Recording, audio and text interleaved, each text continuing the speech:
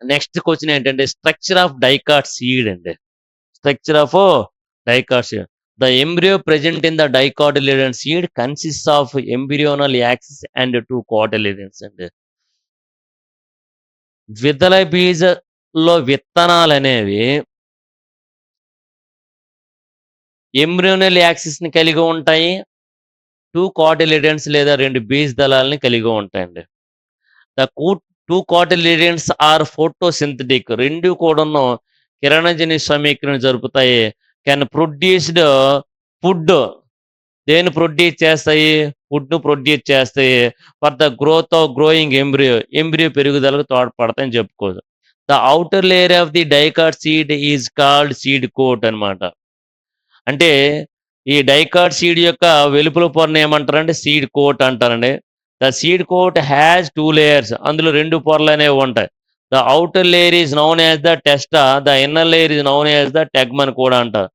The scar present on the seed coat is called hilum అని కూడా అంటారు. రెండింటి మధ్యన ఉన్న దాన్ని ఏమంటారంటే హిల్యూమ్ అని కూడా అంటారు.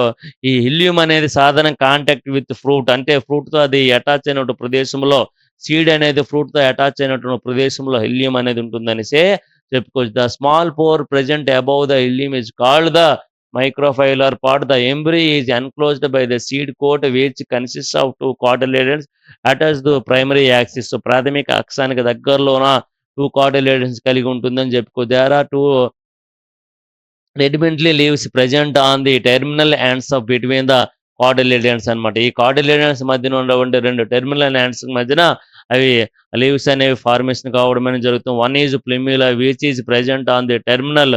ఈ ప్లిమ్యులా అనేది కొన భాగంలో ఉంటుంది. And the other one is the radicle on the other side of the embryonal axis. Embryonal యాక్సిస్‌కి వెలుపల వైపున ఇంకొక వైపు ఏది ఉంటుందండి? రాడికల్ అనేది ఉంటుందని చెప్పుకోవచ్చు. The root is formed from the radicle. Root అనేది రాడికల్ భాగం నుంచి ఏర్పడుతుంది.